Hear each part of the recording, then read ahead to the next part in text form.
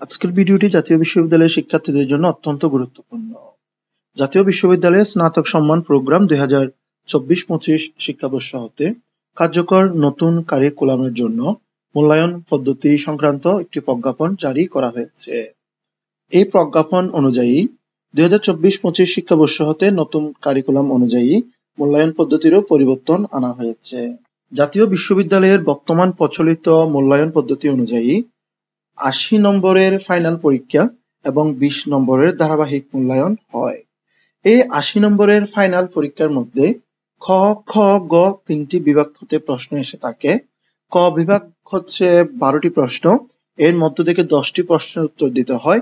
প্রতিটি প্রশ্নের মান 1 করে 10টি প্রশ্নের জন্য 10 নম্বর।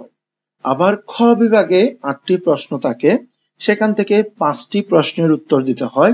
প্রতিটি প্রশ্নের মান 4 করে মোট 20 নম্বর। আবার গ বিভাগেও 8টি প্রশ্ন থাকে, সেখান থেকে 5টি প্রশ্নের উত্তর দিতে হয়। প্রতিটি প্রশ্নের মান 10 করে 50। সব মিলিয়ে 80 নম্বরের লিখিত পরীক্ষা আর 20 নম্বরের ধারাবাহিক মূল্যায়ন হয়।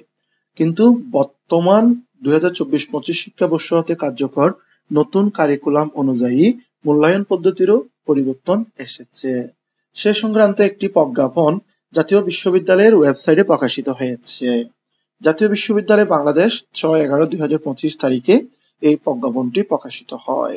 তাহলে এবার বিস্তারিত দেখে নেওয়া যাক পরিবর্তিত মূল্যায়ন পদ্ধতি অনুযায়ী কিভাবে জাতীয় বিশ্ববিদ্যালয়ের 2024-25 শিক্ষাবর্ষ হতে স্নাতক সম্মান প্রোগ্রামে মূল্যায়ন করা হবে। বিষয়, জাতীয় বিশ্ববিদ্যালয়ের স্নাতক সম্মান প্রোগ্রামে 2024-25 শিক্ষাবর্ষ হতে কার্যকর নতুন কারিকুলাম অনুযায়ী কোর্স মূল্যায়ন পদ্ধতি পরিবর্তন সংক্রান্ত। সংশ্লিষ্ট সকলের অবগতির জন্য জানানো যাচ্ছে যে জাতীয় বিশ্ববিদ্যালয়ের অধীনে 2024-25 শিক্ষাবর্ষ হতে তত্ত্বীয় কোর্স এবং ফাইনাল পরীক্ষার প্রশ্নের ধরন এবং ধারাবাহিক মূল্যায়ন কন্টিনিউয়াস অ্যাসেসমেন্ট নিম্নরূপে পরিচালিত হবে। ক, ফাইনাল পরীক্ষার প্রশ্নপত্রের ধরন, প্রতি কোর্সের পূর্ণমানের 80% নম্বর ফাইনাল পরীক্ষায় বরাদ্দ থাকবে। অর্থাৎ কোনো কোর্স যদি 100 নম্বরের হয় তার 80% অর্থাৎ 80 নম্বর ফাইনাল পরীক্ষার জন্য বরাদ্দ এবং বাকি 20% ধারাবাহিক মূল্যায়নের জন্য বরাদ্দ থাকবে। তাহলে এক্ষেত্রে 4 ক্রেডিট কোর্সের জন্য 12টি প্রশ্নের মধ্যে 8টি প্রশ্নের উত্তর দিতে হবে। মোট নম্বর হবে 8 গুণ 10 সমান 80 এবং পরীক্ষার সময়কাল হবে 4 ঘন্টা। এরপরে 3 ক্রেডিট কোর্সের জন্য 9টি প্রশ্নের মধ্যে 6টি প্রশ্নের উত্তর দিতে হবে। 6 গুণ 10 60 এবং পরীক্ষার সময়কাল হচ্ছে 3 ঘন্টা। আর 2 ক্রেডিট কোর্সের জন্য 6টি প্রশ্নের মধ্যে 4টি প্রশ্নের উত্তর দিতে হবে। মোট নম্বর হচ্ছে 4 গুণ 10 সমান 40 এবং পরীক্ষার সময়কাল হচ্ছে 2 ঘন্টা। আগের সিলেবাস অনুযায়ী যে পরীক্ষা পদ্ধতি ছিল সেখানে ক বিভাগ, খ বিভাগ, গ বিভাগ যে আলাদা আলাদা প্রশ্ন ছিল, সেই মূল্যায়ন পদ্ধতি এখন পরিবর্তিত হয়ে 4 ক্রেডিটের যে কোর্সগুলো রয়েছে সেখানে 12টি প্রশ্ন থাকবে, 8টি প্রশ্নের উত্তর দিতে হবে, 8 10 80 নম্বর। আবার 3 ক্রেডিট কোর্সের জন্য 9টি প্রশ্ন থাকবে, সেখান থেকে 6টির জন্য উত্তর দিতে হবে, 6 10 60 নম্বর।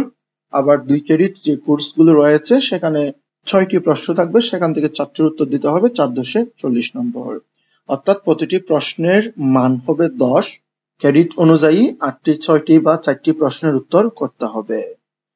এরপর রয়েছে প্রয়োজনে প্রতিটি প্রশ্নের সর্বোচ্চ 3টি অংশে ক, খ, গ বা এ, বি, সি এ বিভক্ত করা যেতে পারে।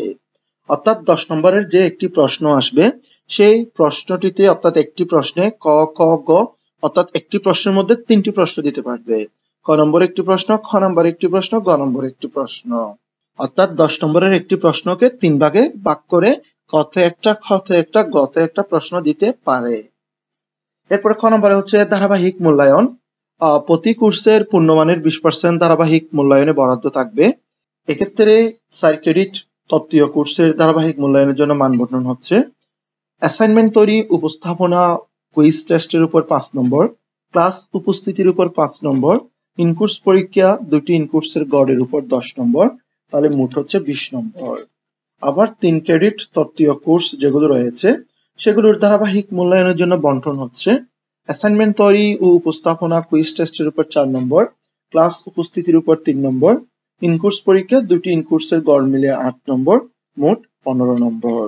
আবার 2 ক্রেডিট তত্ত্বীয় কোর্সের ধারাবাহিক মূল্যায়নের জন্য মানবন্টন হচ্ছে অ্যাসাইনমেন্ট তৈরি ও উপস্থাপনা কুইজ টেস্টের জন্য 3 নম্বর, ক্লাস উপস্থিতির জন্য 2 নম্বর, ইনকোর্স পরীক্ষা 2টি ইনকোর্সের গড় 5 নম্বর, তাহলে মোট হচ্ছে 10 নম্বর। ব্যবহারিক কোর্সের মূল্যায়ন সংশ্লিষ্ট বিষয়ের সিলেবাসের নির্দেশনা অনুযায়ী পরিচালিত হবে। এই আদেশ অবিলম্বে কার্যকর হবে। তাহলে 2024-25 শিক্ষাবর্ষ হতে নতুন কারিকুলাম অনুযায়ী তাহলে যে মূল্যায়ন পদ্ধতিটি রয়েছে সেখানে 4 ক্রেডিটের যে কোর্সগুলো রয়েছে সেখানে 8টি প্রশ্নের উত্তর দিতে হবে এবং এখানে লিখিত ফাইনাল পরীক্ষা হবে 80 নম্বরের। আবার 3 ক্রেডিট কোর্স যেগুলো রয়েছে সেখানে 6টি প্রশ্নের উত্তর দিতে হবে, প্রতিটির মান 10, লিখিত পরীক্ষা হবে 60 নম্বরের। আর 2 ক্রেডিটের যে কোর্সগুলো রয়েছে সেখানে 4টি প্রশ্নের উত্তর দিতে হবে এবং 4/40 নম্বরের লিখিত পরীক্ষা। আবার 4 ক্রেডিট কোর্সের জন্য ধারাবাহিক মূল্যায়ন হবে 20 নম্বরের, 3 ক্রেডিট কোর্সের জন্য ধারাবাহিক মূল্যায়ন হবে 15 নম্বরের এবং 2 ক্রেডিট কোর্সের জন্য ধারাবাহিক মূল্যায়ন হবে 10 নম্বরের। এই ছিল 2024-25 শিক্ষাবর্ষ হতে নতুন কারিকুলাম অনুযায়ী জাতীয় বিশ্ববিদ্যালয়ের নতুন মূল্যায়ন পদ্ধতি।